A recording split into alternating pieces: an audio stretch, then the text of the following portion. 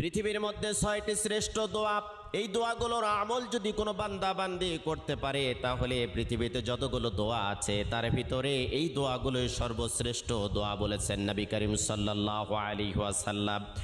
কোনো বান্দা বান্দি যদি যতই বিপদে থাক, কষ্টে থাক, দুর্ভিক্ষে থাক, উৎকণ্ঠার মধ্যে থাক না কেন, সকাল থেকে সন্ধ্যা পর্যন্ত যদি কোনো বান্দা বান্দি দরুদ শরীফের আমল করতে পারে, রাতের বেলা যদি দরুদ শরীফের আমল করতে পারে, হাজারো অশান্তির দাবানল থেকে আল্লাহ রাব্বুল আলামিন শান্তি দান করবেন। 1 নম্বরে দরুদ শরীফের আমল করবেন। 2 নম্বরে ইস্তেগফার।